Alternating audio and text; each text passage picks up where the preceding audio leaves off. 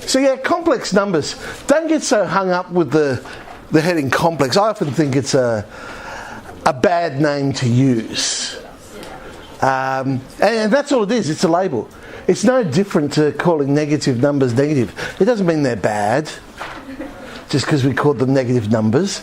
It was just a new type of number, because once upon a time, people didn't use negative numbers. And so if they were to ask you the question, what's 10 minus 12? They'd go, can't do it.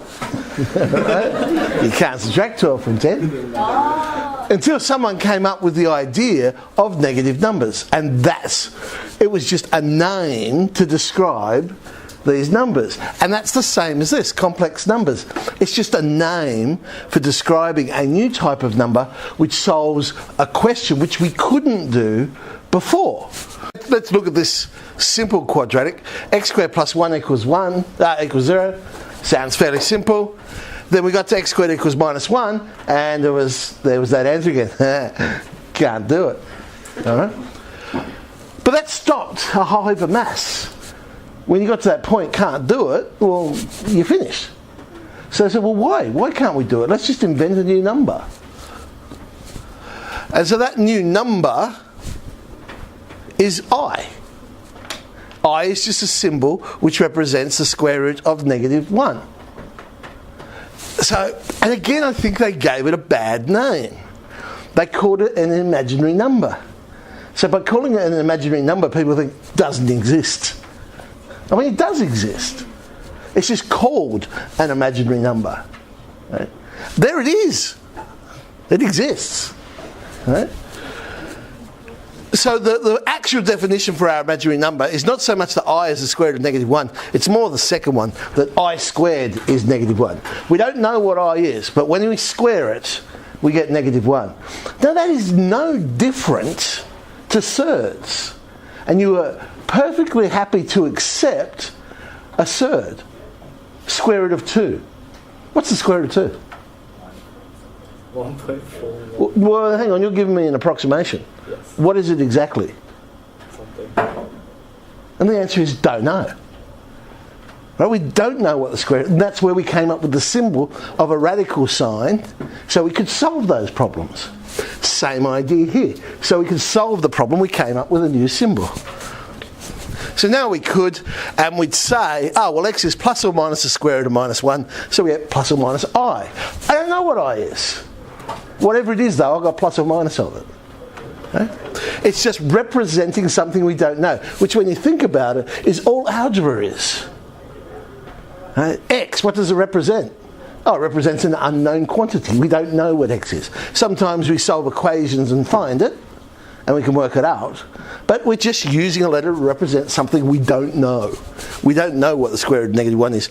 But by giving it this symbol, we can do maths and solve these problems that we couldn't solve before. Alright, let's get down to some definitions then. So what we say is, all of these complex numbers can be written in two parts. And we say it has a real part and an imaginary part. Often we use x plus iy. So the real part, the notation RE, so the real part of whatever complex number Z, that's the x. The imaginary part is y. Now x and y are both real numbers. Because all we're doing with the IY is we're saying, how many i's do we have? It's like simplifying a surd. When you had root 20, you said, oh, well, I can fix that up. Root 20, that's 2 root 5, because whilst I don't know what root 5 is, I do know what root 4 is. So if you now get something like the square root of negative 9, you go, oh, well, that's 3i. Because I don't know what the square root of negative 1 is, but we call it I, and the square root of 9 is 3. So 3i is simplifying the surd. It's 3 plus 5i. The real part is 3, the imaginary part is 5. Now, if the real part is equal to 0, then that's what we call a pure imaginary number. We don't know any part of it. So the complex numbers, we know the real part. 5, we can plot it on a number line, we know exactly where it is. The imaginary number, we can't plot on the number line. So that horizontal line we call the number line, its proper name is the real number line. You can't plot imaginary numbers on it. We can only plot the real part. Example of that, well, anything that does not have a real part, so the square root of 3 times I, negative 6 times I, anything times I, if that's the only thing you've got, that's a pure imaginary number. If the imaginary part is equal to 0, well then that's what you've been dealing with your whole lives up until this point. And they're just the real numbers. I mean, every number you've been working with so far doesn't have an imaginary part. It's always been equal to 0. So 3/4 pi e minus 4. You can pick any number you like as an example. Every complex number has a complex conjugate. And we've seen that word conjugate before. That was with what? Surds. Because I is a surd. It's the square root of negative 1. So its conjugate would be x minus iy. X minus iy. The symbol, well, there's a couple of different ways, but most often we just put a horizontal bar above z to represent conjugates. Right? So if minus 2 minus root 7i is our complex number, its conjugate would be minus 2 plus root 7i. Simple as that. We just change the sign on the imaginary part. Right, let's imagine then all of the numbers we know. In fact, all the numbers you have been dealing with up until now are actually complex numbers. It's just that the imaginary part was equal to 0. So every number is a complex number. Technically, we tend to think of complex numbers when people say, oh, describe it as a complex number, as something that has an imaginary part. But really, real numbers are complex numbers. They're just ones. So let's put in the set. So inside the complex numbers, we have the set of numbers that you've been working with so far, real numbers. That's when y equals 0, so there is no imaginary part. And now we have the other set of numbers, all the imaginary numbers, where y does not equal to 0. So we have our real numbers over there, we have our imaginary numbers over here. Together they make up the complex numbers. Now over in real numbers we did things like discovered rational numbers, things we could write as fractions. So they sat inside the real numbers. And then there were the irrational numbers, the ones we can't write as fractions. So there's no point of intersection there. Either you can write them as a fraction or you can't write them as a fraction. So, well, by fractions I mean 2 over 3, not things like 4 over 4. So when we simplify we still get a fraction, because then the other set inside the rational numbers are the integers. So 4 over 1, yes, is a fraction, but we can simplify it down to be a whole number. Then we had the natural numbers inside the integers. What are the natural numbers? 1, 2, 3, 4. Yeah, 1, 2, 3, 4, 5, 6. Well, the ones you count with, I suppose. I think even sometimes you hear them called counting numbers. Then there's that wonderful number 0. Is it an integer? Well, I suppose it's an integer. I guess that's where it would sit if it has to sit somewhere. But then of course you have negative numbers. And you can have negative integers, so there's a bit of an overlap there. You can have negative fractions. You can have negative irrational numbers. You don't have negative naturals, so that's why there's no intersection there. And you don't have negative 0, because I mean, negative 0 is 0. So they're all the numbers, the real numbers that you've been dealing with. Back over here, these new ones, these imaginary ones. So we said there's the pure imaginary numbers, they sit inside. They're the ones where the real part is equal to 0. And that's pretty much it. We don't break up into rational and irrational, because of course every imaginary number really is irrational if you think about it, because it's got the square root of negative 1. So it doesn't make sense to talk about rational and irrational. It also doesn't make sense to talk about negative and positive. That only makes sense if you can plot things on the number line and you know which side of 0 the number is. You see, imaginary numbers you cannot order. Our real numbers we can, because again we'd use our number line and we'd say, oh, that one's further away from 0, so that one's bigger than that one, and things like that. But you can't do that with an imaginary number. An imaginary number, 2 plus 5i would be an imaginary number. 5 plus 2i would also be an imaginary number. Which one's bigger? Well, we don't know what the square root of negative 1 is. So how on earth can we work out which one's bigger than the other? Can't do it. Can't do it. So how do we work with these? The beautiful thing is, because it's just like algebra, because it's just like surds, we already know all the rules for the basic operations. So, addition. I get two complex numbers, add them together, it's just like a piece of algebra. Imagine I as a pronumeral, if you like. And so, yeah, okay, it's minus 4 minus I. Same with subtraction. Nothing new there. Multiplication, if I want to multiply two together, what's like a binomial product? This is now where it becomes a little bit different, because we get this I squared. We know what I squared is. We don't know what I is, but we know what I squared is. I squared is negative 1. So whenever we see I squared, we change it to negative 1. In fact, after a while, you'll probably go straight to that line there, where you won't even worry about the I squared. You'll just straight away in your head go, oh, well, minus 6 I squared is negative 1, so bang, plus 6. And tidy that up, we get minus 26 plus 32i. Division. Now, division is something called realising the denominator. Because it's like surds.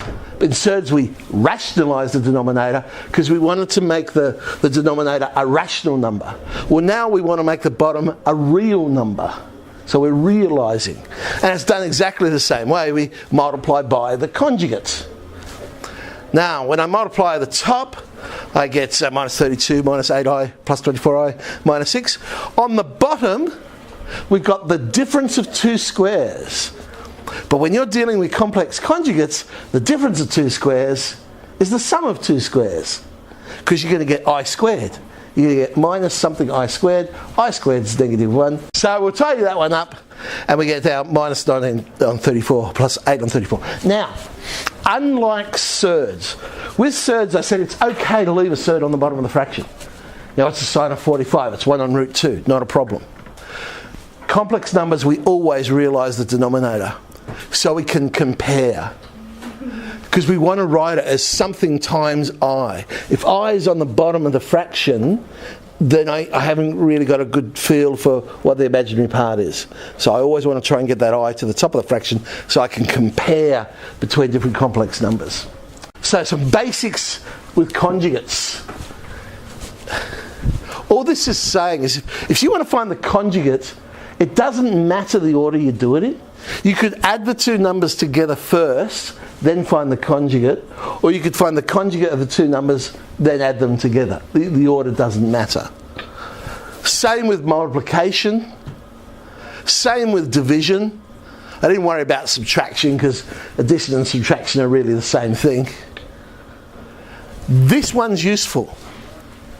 You multiply a complex number by its conjugate, this is what I was just talking about, you get the sum of two squares. Not just any two squares though, the real part squared plus the imaginary part squared. So x squared plus y squared. If you want to find the reciprocal of a complex number, you would end up realising the denominator. So you would multiply 1 by the conjugate on the top, and on the bottom you'll end up with z times z conjugate. Now later we're going to find something called what's called a modulus, which I'll explain later. But this z times z conjugate is actually also the modulus squared. And so it's the quick way of finding a reciprocal. You just ask the conjugate over the modulus squared. But at this stage we're just saying, oh well, it's the conjugate over that sum of two squares. Alright, so here's, if I want to find the reciprocal of 4 minus 3i, the conjugate over the sum of two squares. So the real part squared plus the imaginary part squared, which is 25. You notice, by the way, I'm breaking them up into real and imaginary. I'm not leaving it as one fraction. So like I say, hey, well, this is the real part, this is the imaginary part. So equations. Now, again, just like, remember when we had surd equations? We just said the surd equals the surd, so the rational part equals the rational part, the irrational part equals the irrational part. It's the same idea here. We only equate things that are the same. So we equate the real with the real and the imaginary with the imaginary. We don't mix them. So in other words, if I know A1 plus B1i is A2 plus B2i, there's only one possibility. That's A1 equals A2 and B1 equals B2. The real part equals the real part, the imaginary part equals the imaginary part. Some sort of equation like this. Well, how do I do? I've expanded the left-hand side out first, and then I'm going to equate the real and the imaginary. The real is 2x minus 3y. That must equal 4, because that's the real part on the right-hand side. And I get 3x plus 2y for the imaginary part on the left, and that equals negative 2. Simultaneous equations, we can find x and y. So let's solve them simultaneously. There we go, x is 2/13 and y is 16 on 13. I suppose another way I could have done it is I could have divided both sides by 2 plus 3i, and then on the right hand side I'd have a number that I have to realise the denominator. You'd come up with the answer that way. Simultaneous equations. The rules are no different. If I want to eliminate, I need the coefficient of what I'm trying to find to be the same. So Z and W are just representing some numbers, may or may not be complex, we don't know yet. I want the coefficients to be the same. So I'm going to multiply the bottom one by 2. That will eliminate my W's, the coefficients 2i of both of them. So exactly the same rules as we have for normal numbers. Subtract, I get 3z is 2 plus 5i, so z is 2/3 plus 5/3 I. Now I can substitute back in, so I'm going to the first equation. Z plus 2iw is 4 plus 3i. 2iw is 10/3 plus 4/3 I. So w is 10 on 6i plus 4 on 6. But as I said to you, we don't leave I in the bottom of the fraction. So if I realise that, and also simplifying 10 on 6 and 4 on 6, we end up with 2/3 minus 5/3 I. So there's my solution. I shall pause there for now.